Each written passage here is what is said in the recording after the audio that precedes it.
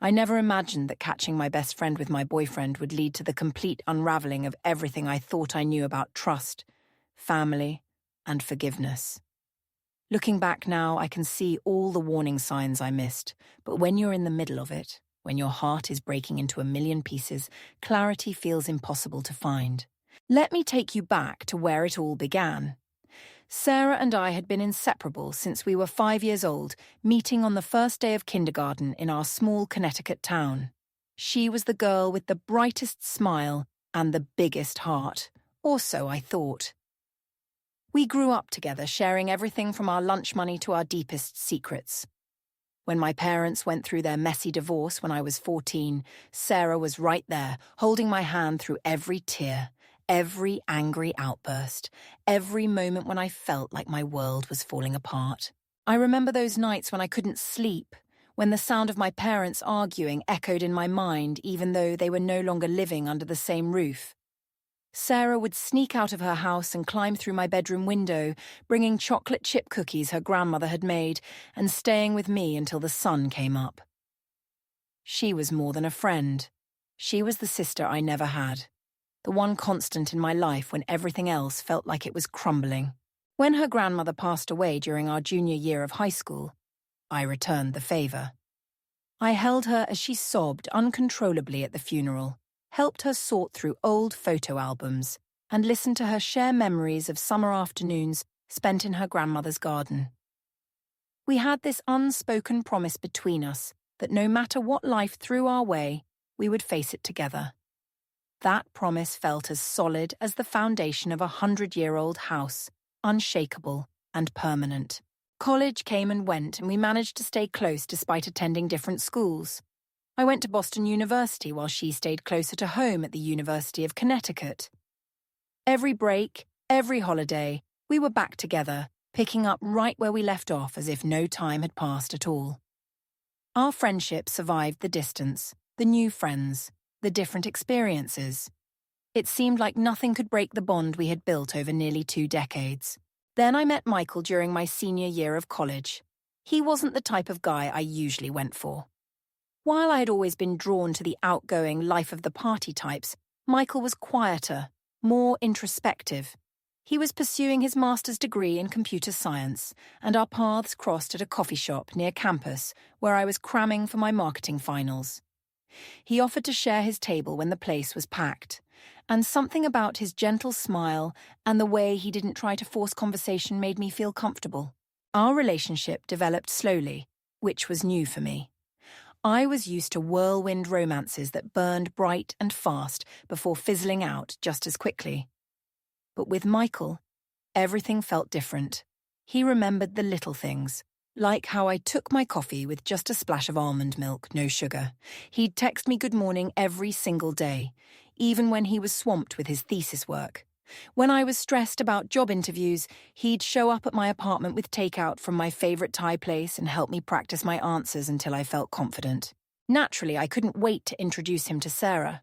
She had been hearing about him for months, listening to me gush about how different he was from every other guy I'd dated. But when they finally met at a restaurant in Hartford, something felt off.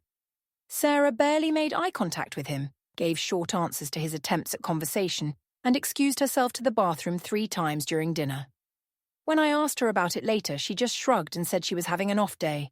Over the next few months, her behavior around Michael continued to puzzle me. She would find excuses not to hang out when he was around, claiming work was crazy or she wasn't feeling well. When I pressed her for her honest opinion about him, she would dance around the question, saying things like, "As long as you're happy, that's all that matters," or "He seems nice enough." It hurt that my best friend couldn't seem to embrace the man I was falling in love with, but I chalked it up to her being protective of me after watching me go through several painful breakups in the past. Michael, for his part, never said anything negative about Sarah, but I could tell he sensed her coldness toward him.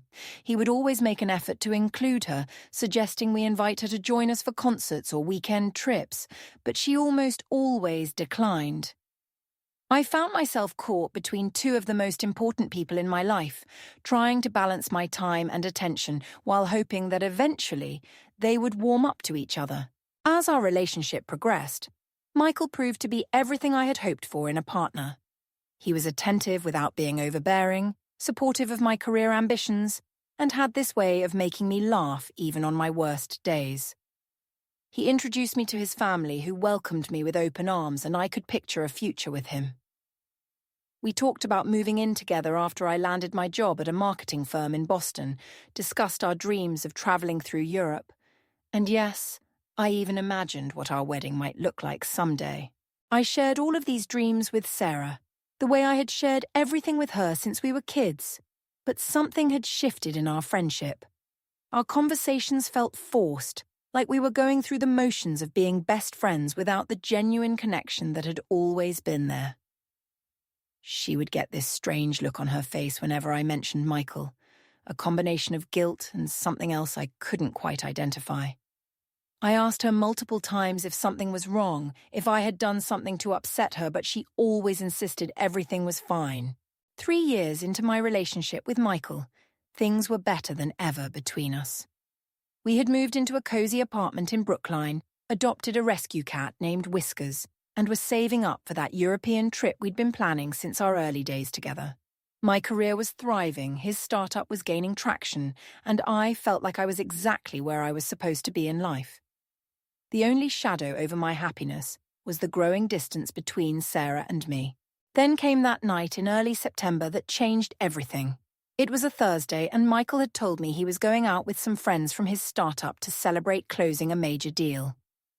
I was happy for him, knowing how hard he'd been working, and planned to use the evening to catch up on some Netflix and do a face mask. But around 9 o'clock, I realized I'd left my laptop at his office, and I needed it to finish a presentation due the next morning. His office was only a 15-minute drive away, and I knew he kept a spare key hidden in the parking garage for emergencies.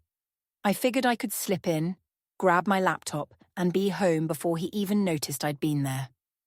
The building was mostly empty when I arrived, just the security guard at the front desk who knew me and waved me through with a smile.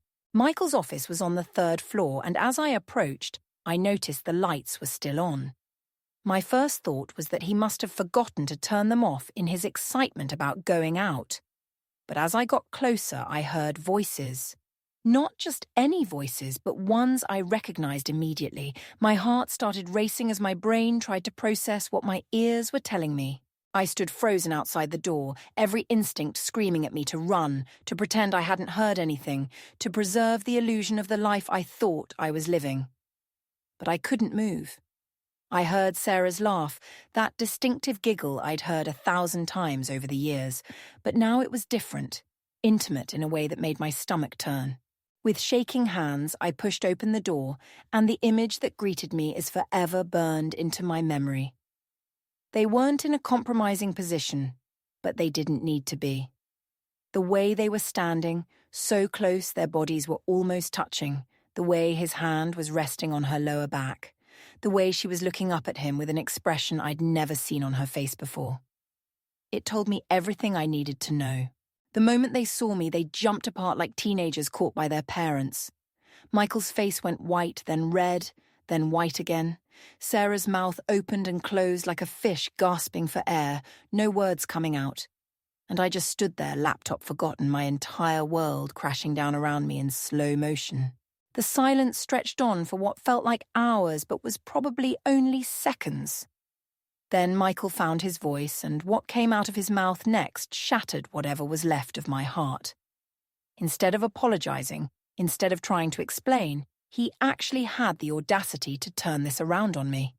He said I had let myself go since we moved in together, that I was always too tired or too busy for him, that if I hadn't been snooping around where I didn't belong, I wouldn't be standing there crying. I couldn't believe what I was hearing. This man who had held me when I cried about work stress, who had surprised me with flowers just because it was Tuesday, who had promised to love me through good times and bad, was now telling me that my discovering his betrayal was somehow my fault. The gaslighting was so blatant, so cruel, that for a moment I wondered if I was dreaming, if this was some horrible nightmare I would wake up from. But Sarah's tears were real. The mascara running down her face, the same mascara I had helped her pick out at Sephora just a few weeks earlier, was real. The way she reached out toward me, then pulled her hand back as if realizing she had lost the right to comfort me, was real. Everything about this moment was devastatingly, irreversibly real. I turned and ran. I ran down the hallway, down the stairs, because I couldn't wait for the elevator, past the confused security guard, and into my car. I don't remember the drive home, don't remember how I managed to see through the tears that wouldn't stop falling. All I remember is ending up on my bathroom floor, still in my work clothes, sobbing so hard I thought I might throw up. My phone started buzzing almost immediately. Call after call, text after text, a relentless assault of notifications that I couldn't bring myself to look at. I knew it was them, knew they were probably panicking, trying to do damage control, trying to find some way to make this go away. But there was no making this go away. You can't unsee what I had seen, can't unfeel the betrayal that was coursing through my veins like poison. Eventually, curiosity got the better of me and I looked at my phone. Michael had called twice and sent a handful of texts that alternated between telling me I was overreacting and suggesting we'd talk about this like adults. But it was Sarah's messages that truly showed me how little I had really known my best friend. She had sent paragraph after paragraph, a stream of consciousness that went from apology to justification to anger and back again. She said she never meant for it to happen, that Michael had pursued her, that it was just physical and didn't mean anything. Then, in the next breath, she was telling me I owed her $10 for the Chipotle she'd bought me last week, as if that mattered, as if she could compartmentalize our friendship away from her betrayal. As her messages continued to pour in, the tone shifted. When I didn't respond, when I didn't immediately forgive her or agree to talk, she became angry. She called me immature, selfish, a bad friend. She accused me of throwing away 20 years of friendship over what she called a mistake, as if repeatedly seeing my boyfriend behind my back was something that just accidentally happened, like spilling coffee on your shirt. The messages kept coming throughout the night. 78 calls, 132 texts. I counted them, each notification another twist of the knife in my back. Some were pleading, begging me to answer. Others were angry, calling me names I won't repeat. A few tried manipulation, reminding me of all the times she had been there for me, as if those moments of genuine friendship could erase what she had done. What struck me most was how different Michael's response was. After those initial messages, he went silent. No grand gestures, no showing up at the apartment, no flowers or long letters explaining himself. Just silence. It was Sarah who couldn't let go, who kept pushing and pushing as if she could bully me into forgiveness. I spent the next few days in a fog. I called in sick to work, unable to imagine sitting through meetings and pretending everything was normal. My dad, bless him, came over as soon as I told him what happened. He didn't push me to talk, just made sure I was eating and helped me pack up Michael's things. We worked in silence, folding t-shirts and wrapping coffee mugs in newspaper, dismantling the life I thought I was building one item at a time. It was during this packing that I found more evidence of their betrayal. A receipt from a restaurant I recognized in Michael's jacket pocket, dated from a night he supposedly had to work late. A movie ticket stub for a film I had wanted to see, but he said looked boring. Little pieces of evidence that made me wonder how long this had really been going on and how blind I had been. On the third day, I finally felt strong enough to send them each a message. To Michael, I kept it short and direct. We were done. No second chances, no discussions. He had made his choice, and now I was making mine. His response was almost laughable in its inadequacy. After one attempt to call me, he gave up and sent a text saying it wasn't that big of a deal because he couldn't help having a higher sex drive than most men, and maybe it was for the best that we broke up. The casual cruelty of it, the complete lack of accountability, told me everything I needed to know about the man I had wasted 3 years of my life on. Sarah's reaction to my message was completely different. Where Michael had accepted the end of our relationship with disturbing ease, Sarah seemed to spiral. The messages intensified, becoming more desperate and unhinged. She started talking about hurting herself, saying she couldn't live with what she had done, that she would end it all and leave a note blaming me for her death. She said everyone would hate me for the rest of my life, that I would have to live with the guilt of driving her to suicide. It's hard to explain to someone who hasn't been through something like this how those threats make you feel. Part of me was terrified that she was serious, that my former best friend was in genuine distress. Another part of me was angry at the manipulation, at her trying to make herself the victim in a situation where she had been the one to betray me. And yet another part, a part I'm not proud of, just felt numb to it all. I was struggling with how to handle Sarah's threats when I made the mistake of confiding in someone I thought was a mutual friend. Jessica had been part of our wider social circle since college, and I thought she would offer a neutral perspective. I needed someone to tell me if I was being too harsh, if Sarah's threats were something I needed to take seriously, or if I was right to see them as manipulation. Jessica listened to me pour my heart out, responding with short, non-committal answers that should have been my first red flag. Within 24 hours, everyone in our social circle knew what had happened. The story spread like wildfire through group chats and social media, twisted and distorted with each retelling. Some people had Sarah sleeping with Michael for months. Others had me walking in on them in bed together. The truth was apparently not juicy enough for the gossip mill.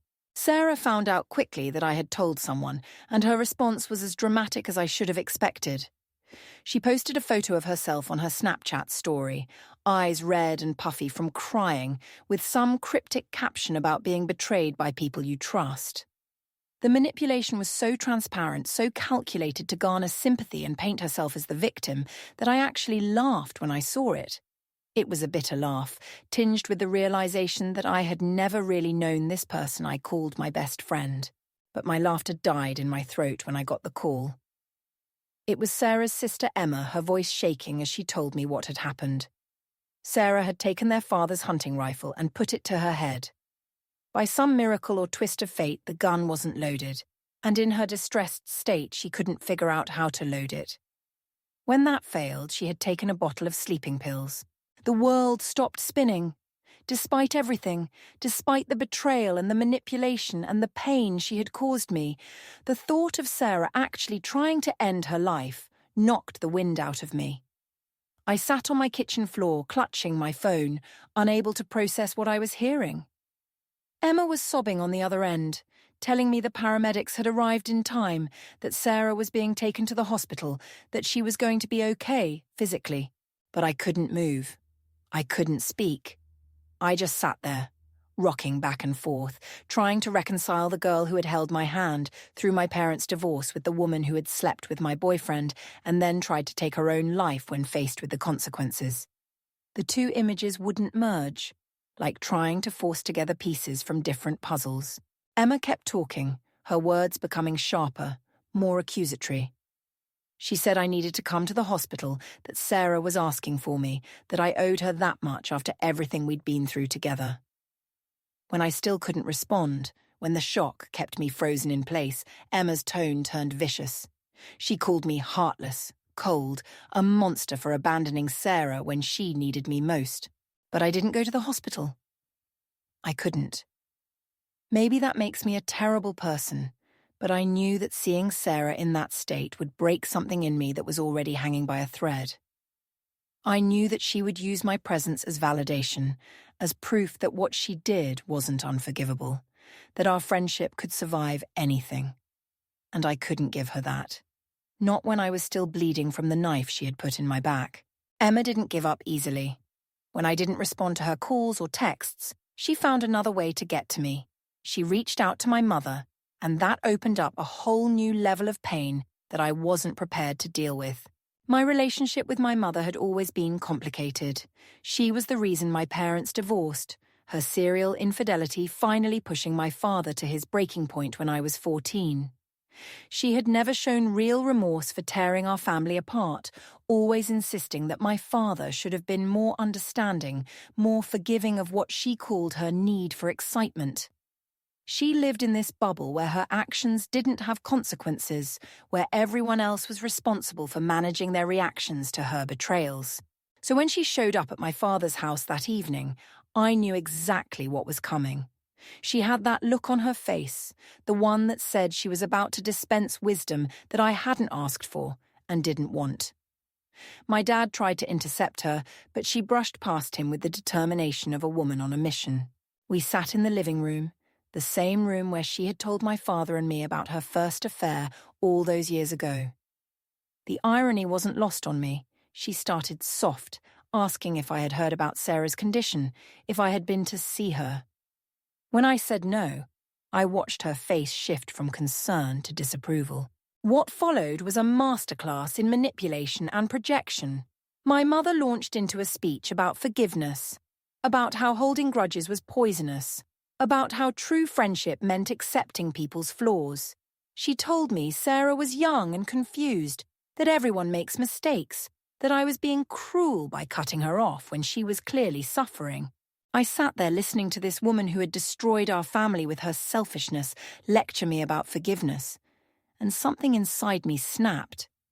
When she asked why I couldn't just forgive Sarah, why I was being so stubborn and harsh, I looked her straight in the eye and said the words I had been holding back for years.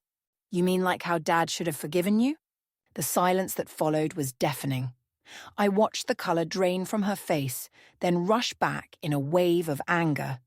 She had never expected me to throw her own actions back at her, had always counted on me being too polite, too well-trained in keeping the family peace to call her out directly. What followed was 10 minutes of the most painful argument we'd ever had.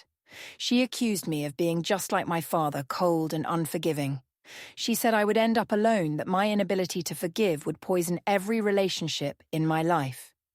She threw every manipulation tactic in her arsenal at me, from tears to threats to trying to make me feel guilty for the pain she had caused our family.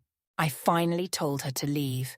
I was done being manipulated, done being told that my boundaries were wrong, done being expected to light myself on fire to keep other people warm. As she stood at the door, she turned back one more time, her face twisted with rage, and delivered her parting shot. "I hope you don't turn out as cruel as your father," she said, and then she was gone.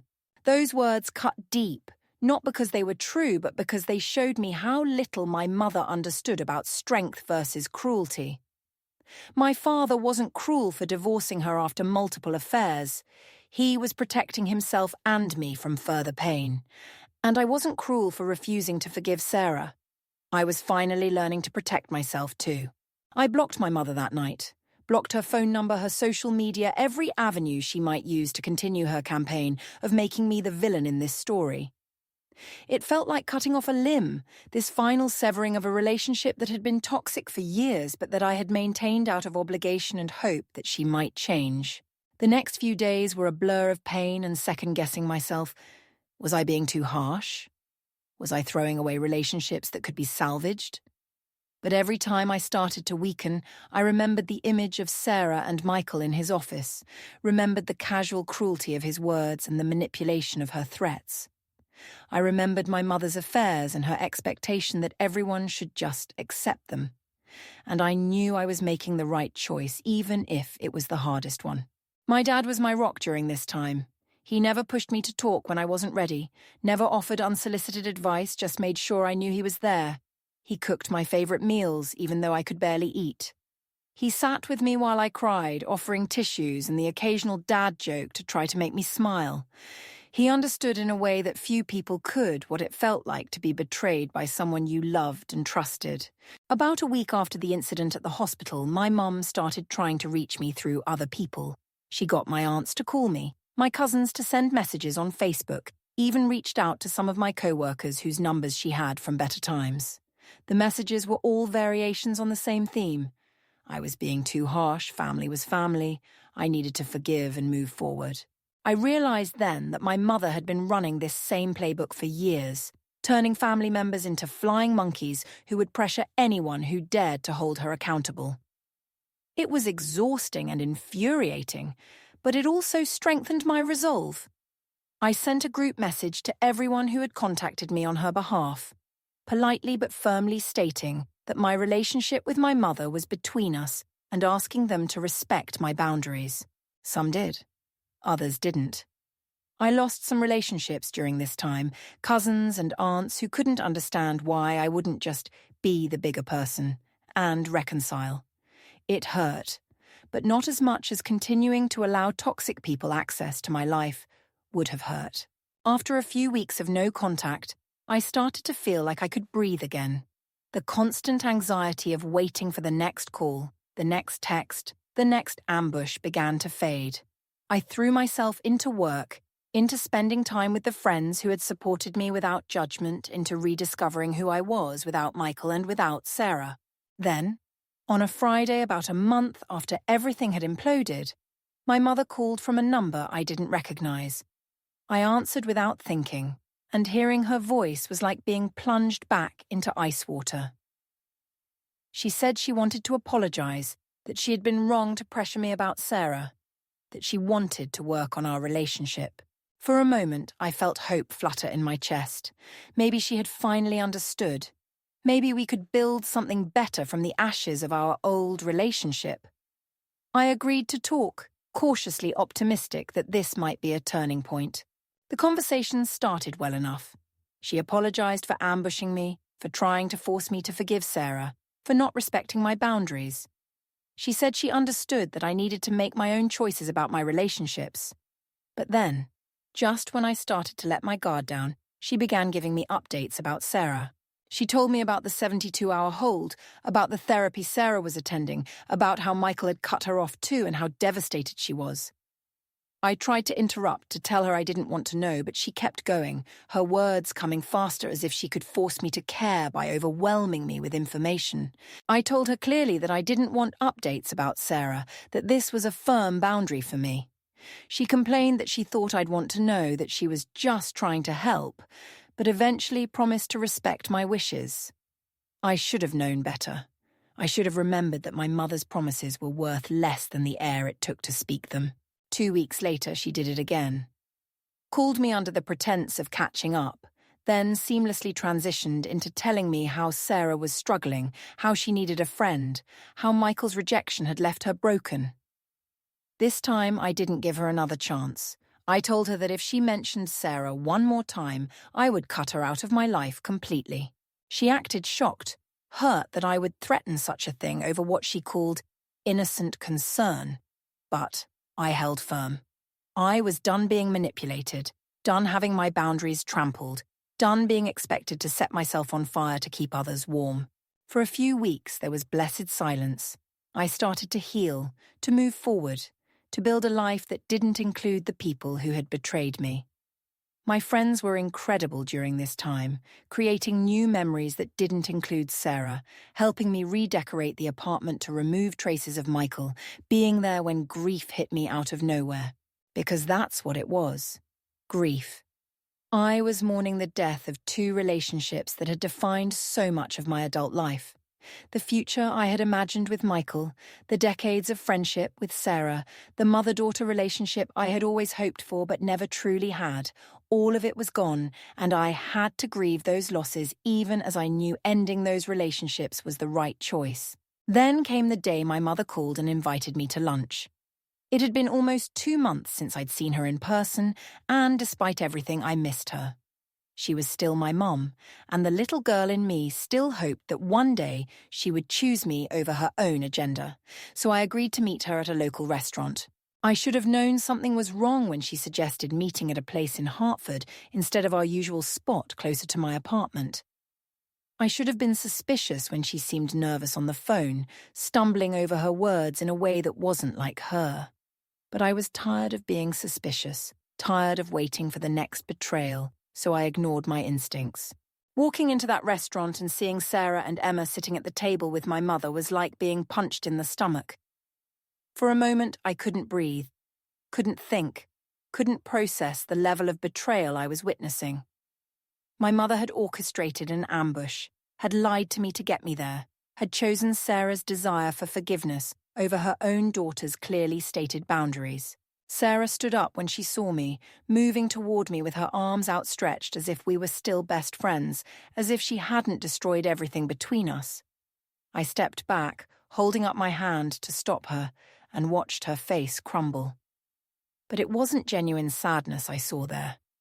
It was frustration that her grand gesture wasn't working, that I wasn't following the script she had written in her head. My mother immediately launched into excuses, talking over herself in her rush to justify what she had done.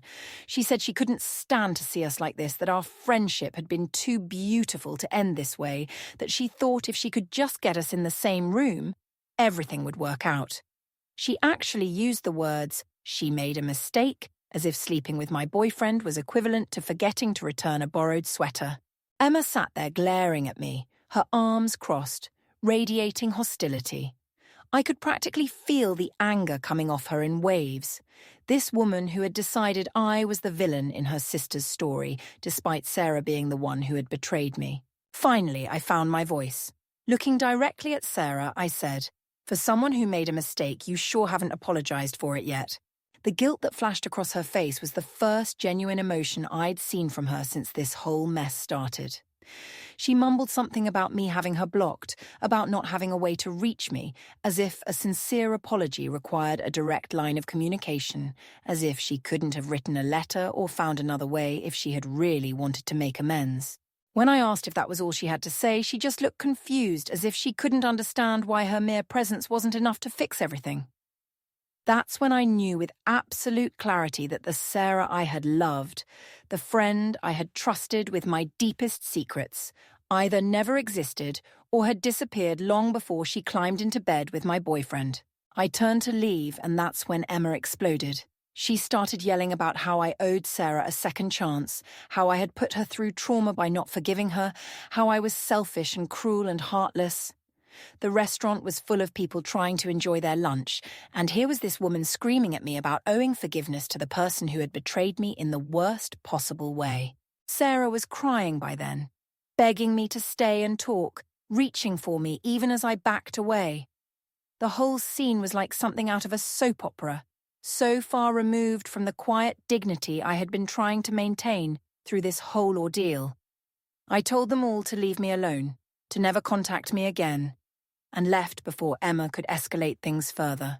Sitting in my car afterward, I sent my mother a text telling her she had lost her daughter. Then I blocked her number and drove home crying the whole way.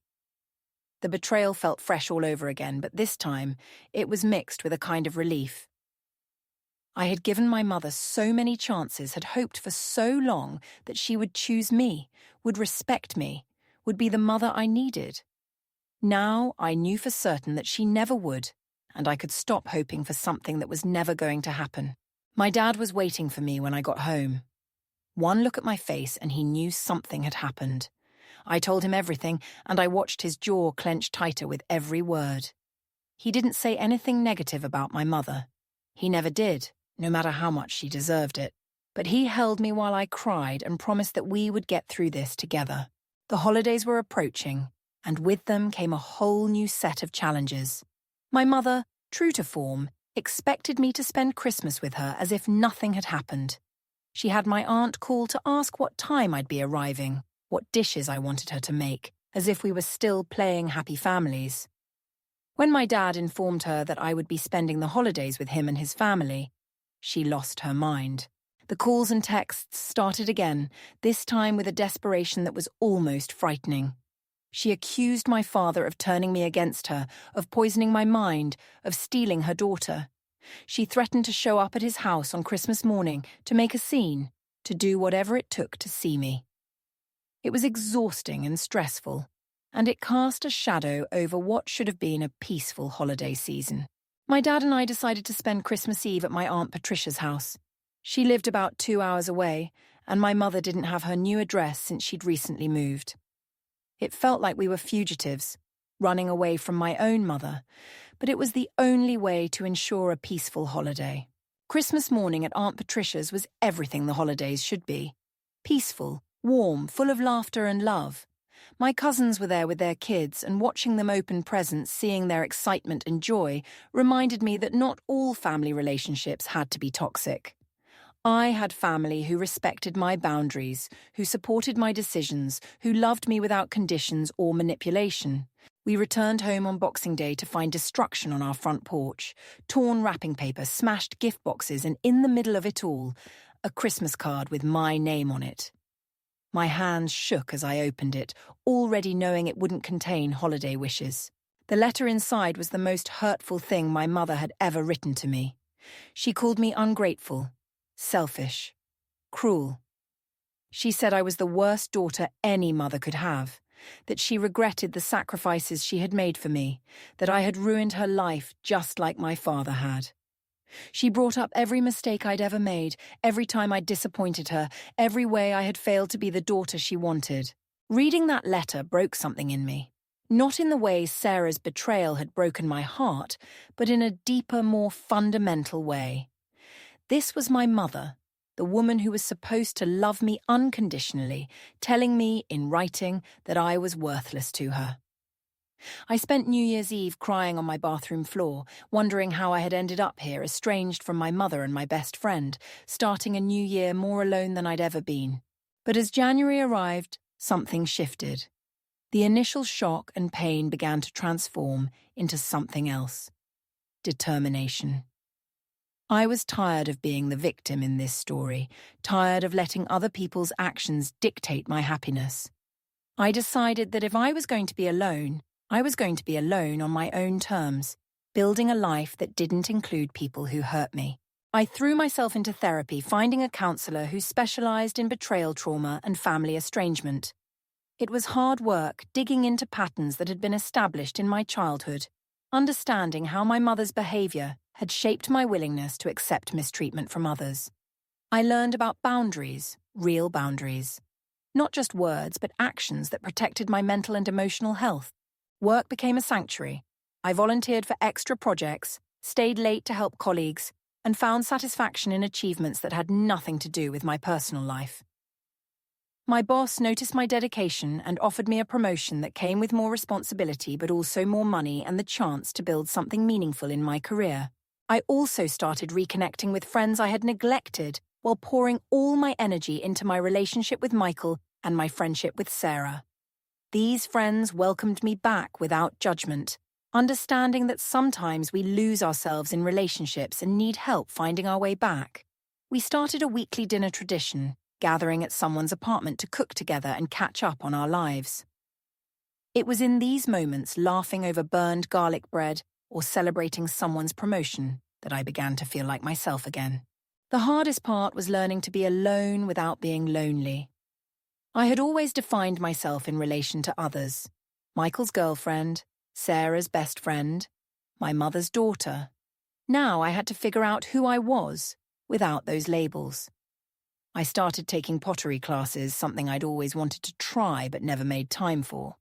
I was terrible at first, my bowls lopsided and my glazing technique non-existent, but there was something therapeutic about creating something with my hands, about starting over each time a piece didn't work out. I adopted a second cat, a grumpy old Tom from the shelter who had been returned twice for being difficult. We understood each other, Oscar and I. Both of us had been rejected by people who were supposed to love us. Both of us were learning to trust again. Watching him slowly warm up to me, going from hissing when I entered the room to curling up on my lap while I worked, showed me that healing was possible, even if it happened slowly. Spring arrived, and with it came news through the grapevine about Sarah and Michael. A mutual acquaintance, unaware of my no information policy, mentioned that they were dating officially now. The news hit me like a physical blow, even though I should have expected it. They had thrown away our relationships for each other. It made sense that they would try to make it worth it by being together. But then just a few weeks later, I heard they had already broken up. Apparently, the thrill of sneaking around had been the only thing keeping them interested in each other. Without the secrecy, without the forbidden nature of their relationship, they had discovered they actually didn't have much in common. Sarah had thought she was getting a devoted boyfriend who would treat her the way he had treated me. Instead, she got a man who had already proven he was capable of betrayal, who unsurprisingly turned out to be just as unfaithful to her. I wish I could say I felt vindicated or happy about their misery, but mostly I just felt sad. Sad that they had destroyed so much for so little. Sad that 20 years of friendship had been thrown away for a relationship that lasted less time than a season of television. But I didn't reach out to Sarah, didn't offer comfort or an "I told you so." That door remained firmly closed. My mother continued to try to contact me throughout the spring. She showed up at my work once, causing such a scene that security had to escort her out. She sent letters to my apartment, long rambling missives that alternated between begging for forgiveness and blaming me for her unhappiness. I read the first few, hoping to find some sign of genuine understanding or growth, but they all followed the same pattern. Superficial apology, justification for her actions, blame shifting, and demands for reconciliation on her terms. Eventually, I stopped reading them. My therapist helped me write a letter to my mother that I never sent, pouring out all the hurt and anger and disappointment I'd been carrying. Then we burned it in a small ceremony in her office parking lot, watching the smoke carry away words that my mother would never have truly heard anyway. It was closure, of a sort, even if it wasn't the kind of closure I had once hoped for. Summer came, and I realized that I had survived the worst year of my life. I was still standing, still functioning, even thriving in some ways. The promotion I'd received came with new challenges that energized me. My pottery had improved to the point where I could actually give pieces as gifts without embarrassment. My circle of friends had proven themselves to be loyal and supportive in ways Sarah never was. And my relationship with my father had grown stronger through shared adversity. I went on a few dates, nothing serious, just testing the waters of trusting someone new. Some were disasters that became funny stories to share over wine with friends. Others were pleasant enough but lacked any real spark. I wasn't ready for anything serious, might not be for a long time, but it felt good to know that my ability to connect with people hadn't been permanently broken. One evening in late August, I ran into Emma at a coffee shop. We saw each other at the same moment, and I watched her face cycle through emotions: surprise, anger, something that might have been regret. For a moment, we just stood there, two people who had once been almost family, now strangers with too much history between them. She approached me, and I tensed, ready for another confrontation, but instead she just said, "I'm sorry for what I said at the restaurant. I was trying to protect my sister, but I know now that what she did was wrong." It wasn't a full apology, wasn't an acknowledgement of the pain her family had contributed to, but it was something. I nodded, said, "Thank you," and we went our separate ways. Later, I wondered if Sarah knew about this interaction, if she had sent Emma to test the waters. But it didn't matter. That chapter of my life remained closed. As fall approached again, marking a year since everything had fallen apart, I realized how much had changed. The apartment that had once been mine and Michael's was now fully mine, decorated with my pottery and filled with books I'd finally had time to read. My cats had claimed every sunny spot, and plants thrived in windows that had once been covered by his gaming setup. I had built a life that was smaller in some ways than the one I'd imagined with Michael, without the future children and white picket fence I'd once dreamed of. But it was also larger in other ways, filled with genuine friendships, meaningful work, creative pursuits, and the kind of self-knowledge that only comes from surviving betrayal and choosing to thrive anyway. The holidays approached again, this second round without my mother and Sarah. This time there was no drama, no destructive scenes, no hurtful letters. My mother had finally gotten the message, or perhaps had found someone new to focus her attention on. The silence was both a relief and a sadness, the final acknowledgement that our relationship was truly over. I spent Thanksgiving with my father's family, helping to cook and enjoying the uncomplicated warmth of people who loved without conditions. My aunt asked if I'd heard from my mother, but when I shook my head, she just squeezed my shoulder and changed the subject. They had learned to stop pushing, to accept that sometimes relationships can't be salvaged, no matter how much we might wish otherwise.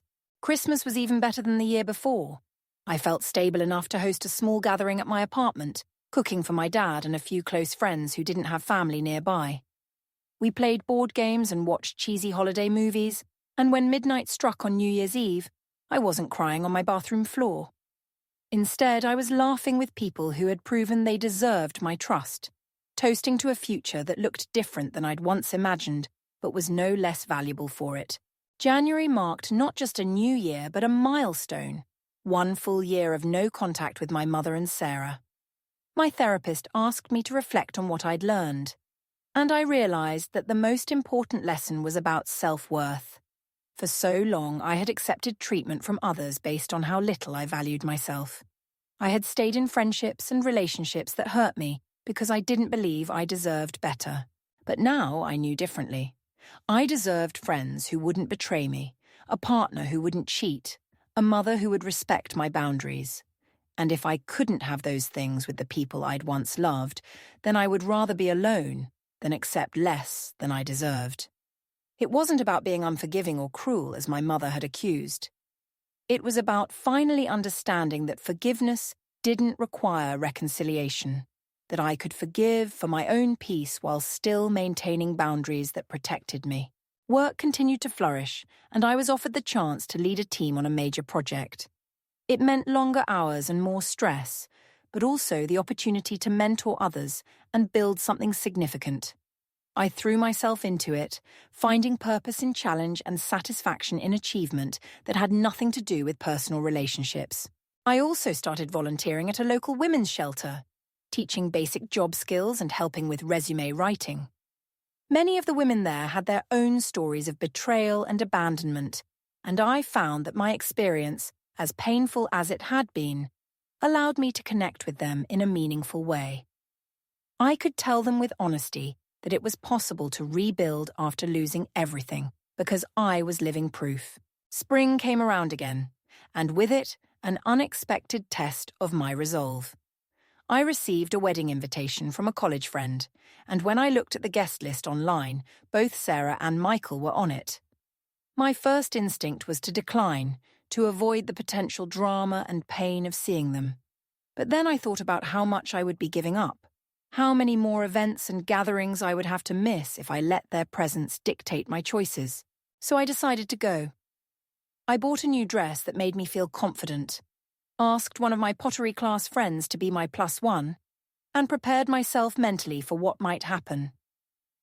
The therapy sessions leading up to the wedding were intense, working through potential scenarios and my responses to them. The day of the wedding arrived, and I walked into the venue with my head held high. I saw them during the cocktail hour, standing together but not touching, the awkwardness between them palpable even from across the room. Sarah saw me first, her eyes widening with what looked like hope. But when I simply nodded and turned away, continuing my conversation with another guest, I saw her shoulders slump. Michael tried to approach me later in the evening, probably emboldened by liquid courage. He started to say something about how good I looked, how he'd been thinking about me, but I cut him off with a polite but firm, "I'm not interested in catching up," and walked away. The power in that moment, in choosing not to engage, was intoxicating. I had spent so long giving him and Sarah space in my head, and now they were just people I used to know. No more significant than old high school classmates whose names I barely remembered. The rest of the wedding was actually enjoyable. I danced, laughed with old friends, and felt the freedom that comes from facing your fears and finding them smaller than you remembered. When Sarah cornered me in the bathroom, tears already forming in her eyes, I was prepared. "Can we please just talk?" she begged. "It's been 2 years. I miss you so much. I miss us." I looked at her, really looked at her for the first time since that night in Michael's office. She looked older, sadder, diminished somehow. The confident girl who had been my best friend was gone, replaced by someone who had learned that actions have consequences, that you can't betray someone and expect them to stick around. "I miss who I thought you were too," I said quietly. "But that person wouldn't have done what you did. I hope you find peace, Sarah. I really do. But it won't be with me in your life." I left her crying in the bathroom, and I won't lie, it hurt. Not because I wanted to comfort her, but because it was the final goodbye to a friendship that had meant everything to me. But I didn't regret my words or my decision. Some bridges, once burned, are better left as ashes. The encounter at the wedding seemed to mark a turning point. Word must have gotten back to my mother that I was doing well, that I was thriving without her or Sarah in my life, because the attempts at contact stopped. No more letters, no more showing up at my work, no more flying monkeys sent to plead her case. The silence was profound and welcome. I dated more seriously that summer, meeting someone through my volunteer work who understood complicated family dynamics because he had his own. We took things slowly, both of us carrying scars from past betrayals. But there was something healing about being with someone who understood that trust was earned, not given freely. He didn't push when I needed space, didn't question why I was cautious about introducing him to friends, didn't take it personally when I had days where the old wounds ached. We were cooking dinner together one evening when he asked about my family. I'd given him the bare bones before, but that night I told him everything. He listened without judgment, holding my hand when the words got hard, and when I finished he simply said, "You're the strongest person I know." Coming from someone who worked with survivors of trauma every day, it meant everything. Fall arrived once more, marking 3 years since the betrayal that had changed everything. I barely noticed the anniversary this time, too busy with work and life and the gentle rhythm of a relationship built on mutual respect. The pain that had once consumed me had faded to a dull ache that only flared up occasionally, usually triggered by a song or a smell that brought back memories. I heard through the grapevine that Michael had moved to Seattle for work, that Sarah was engaged to someone she'd met at her new job. The information barely registered. They had become footnotes in my story rather than main characters, people who had taught me valuable lessons about trust and self-worth before exiting stage left. My relationship with my father had evolved from parent and child to something more like friends. We had weekly dinners where we talked about everything and nothing, sharing book recommendations and debating politics.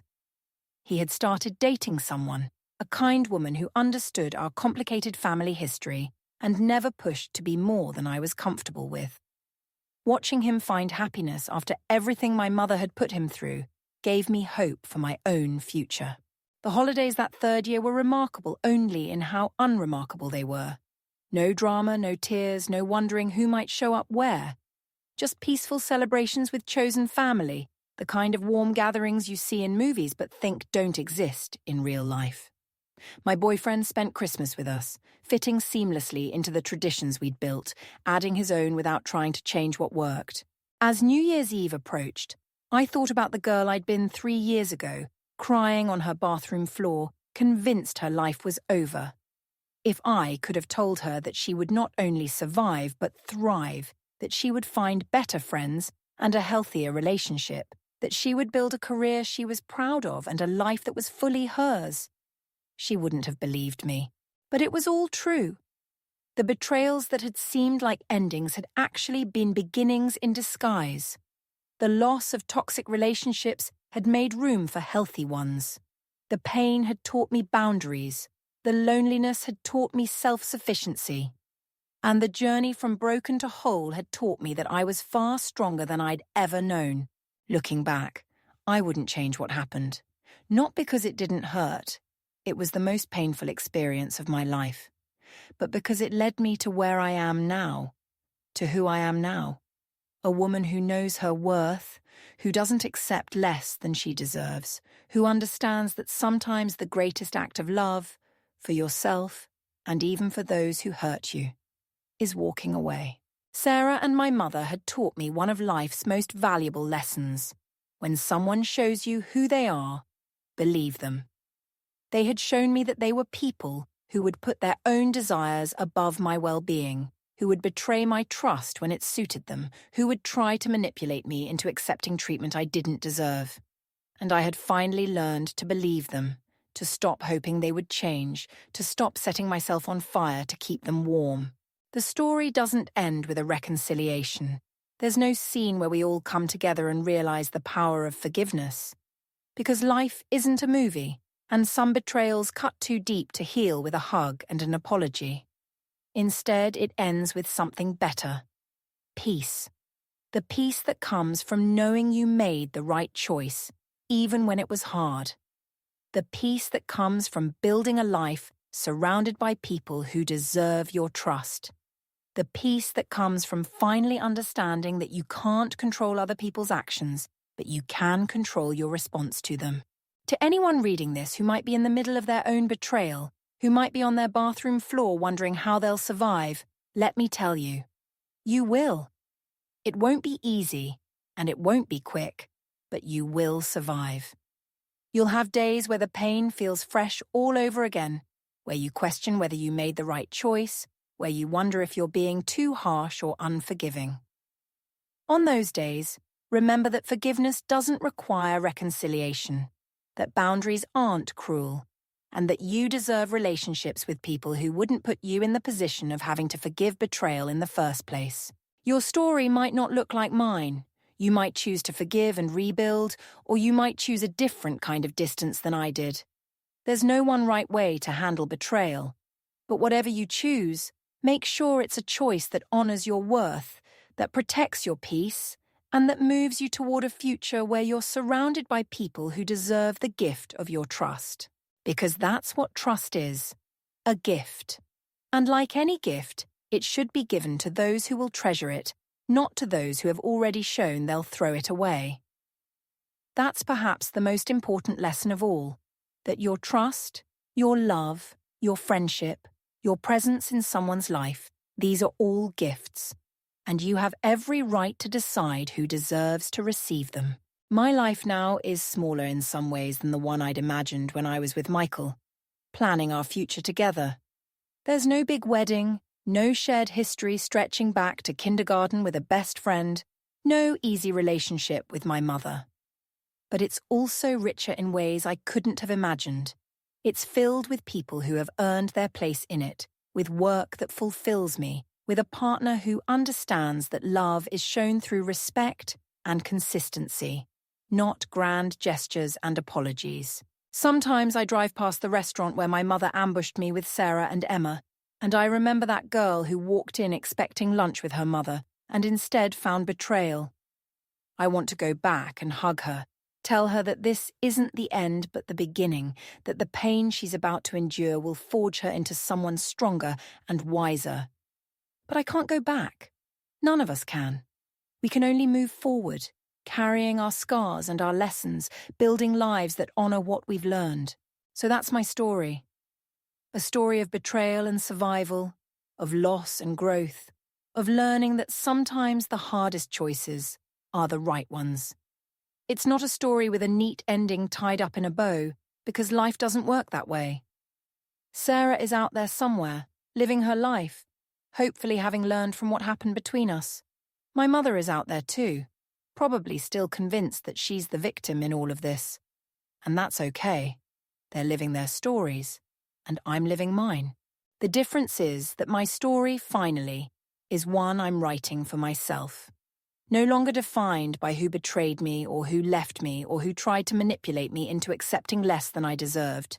Instead, defined by who I chose to become in the aftermath, by the boundaries I learned to set, by the life I built from the ashes of what was burned. And that life? It's beautiful. Not perfect, never perfect, but beautiful in its authenticity, in its peace, in its freedom from the chaos that once defined it. Beautiful in the quiet Sunday mornings with my partner and our cats, in the laughter shared with friends who've proven their loyalty, in the satisfaction of work well done and boundaries well maintained. If Sarah or my mother somehow read this someday, I want them to know that I don't hate them. Hate requires too much energy, too much space in your heart and mind. Instead, I nothing them. They're simply people who used to be in my life and now aren't, like old co-workers or college acquaintances you lose touch with over the years. The only difference is that with them, the losing touch was intentional, necessary, and ultimately one of the best decisions I ever made. Because here's the truth about betrayal. It's not really about the person who betrays you. It's about you and who you choose to become in response. You can let it make you bitter, suspicious of everyone, closed off from the possibility of trust and love. Or you can let it teach you discernment, show you the red flags you missed, help you build better boundaries while still remaining open to the people who deserve your openness. I chose the second path, though it wasn't always clear that's where I was headed. There were plenty of days in those first months where bitterness seemed like the easier option, where closing myself off entirely felt like the safest choice. But with the help of therapy, good friends, and a father who showed me what unconditional love actually looked like, I found my way to something better. Now, when I meet new people, I don't see potential betrayers. I see potential friends, partners, connections, while also maintaining the awareness to notice red flags when they appear. I've learned the balance between openness and protection, between giving people chances and recognizing when someone has shown you they don't deserve another one. The story I've shared with you isn't unique. Variations of it play out every day, in every city and town. Someone trusts the wrong person, gets their heart broken, has to decide whether to rebuild or remain in ruins. What matters isn't that it happened, but what you do next. What matters is whether you let it define you or whether you define yourself. 3 years ago, I thought my story was over. I thought losing my best friend, my boyfriend, and essentially my mother meant losing everything. I couldn't see past the pain to the possibility that waited on the other side, but possibility was there, patient and quiet, waiting for me to be ready to see it. Now I know that every ending is also a beginning, that every loss makes room for something new, that every betrayal teaches us something about trust and boundaries and our own strength. I know that the family we choose can be stronger than the family we're born into, that real friends don't make you question your worth, and that any relationship that requires you to shrink yourself to fit isn't worth having. Most importantly, I know that I'm worthy of respect, of loyalty, of love that doesn't come with conditions or manipulation, or the constant threat of being withdrawn if I don't comply. That knowledge, hard-won through pain and tears, and the hardest choices I've ever made, is worth more than all the relationships I lost combined. So thank you, Sarah, for showing me what friendship isn't. Thank you, Michael, for teaching me to trust my instincts when they tell me something's wrong. And thank you, Mum, for demonstrating so clearly why boundaries are necessary, especially, with family. Your betrayals were the worst things that ever happened to me, until they became the best, because they led me here, to this life, to this peace, to this version of myself who knows her worth and won't accept anything less. They led me to real friends, to healthy love, to a life that's truly mine. And for that, in the strangest way, I'm grateful. Not grateful enough to let you back in. Let's be clear about that. But grateful for the lessons, for the growth, for the woman I became in the fire you set. She's pretty amazing, this woman who rose from those ashes. Strong and soft in equal measure, capable of deep trust but wise enough to make people earn it. Full of love but selective about where she pours it. She's who I was always meant to be, I think. It just took losing everything I thought mattered to find her. And now that I have, now that I know who I am when everything external falls away, I'm never letting her go. She's worth more than any relationship, any friendship, any family tie that requires her to be less than she is. That's my story. That's my truth. And that's my wish for anyone reading this who needs to hear it. That you find your worth in the ashes of what burned, that you build something beautiful from the ruins, and that you never, ever settle for less than you deserve. Because you deserve the world. You deserve loyalty and respect and love that builds you up instead of tearing you down. Don't let anyone convince you otherwise. Not your best friend, not your partner, not even your mother. Your worth isn't determined by who stays in your life. It's determined by who you choose to be, regardless of who chooses to stay. And that choice, that power, that determination, no one can betray that away from you. It's yours, always and forever. The one thing that truly belongs to you in this unpredictable world. Hold on to it. Protect it. Honor it. And watch how your life transforms when you do. Because mine did, in ways I never could have imagined when I was that broken girl on the bathroom floor. And if it happened for me, it can happen for you too. That's not false hope or empty encouragement. That's a promise from someone who's been where you are and lived to tell the tale. The tale of how betrayal became the gift I never wanted but desperately needed. The tale of how losing everything gave me the chance to find myself. The tale of how the worst chapter of my life became the prelude to the best. That's the story I choose to tell, because that's the story I choose to live. And in the end, that's all any of us can do. Choose our story, choose our response, choose our path forward. Choose who gets to walk that path with us and who gets left behind. Choose ourselves again and again until choosing ourselves becomes as natural as breathing. It's a choice I make every day and one I'll keep making for the rest of my life, because I've learned that when you choose yourself, when you honor your worth and maintain your boundaries and surround yourself with people who deserve you, life has a way of exceeding your wildest dreams. Not in the way you once imagined, perhaps, but in ways that are deeper, truer, more authentically yours. And that's worth more than any friendship, any relationship, any family tie that asks you to be less than you are.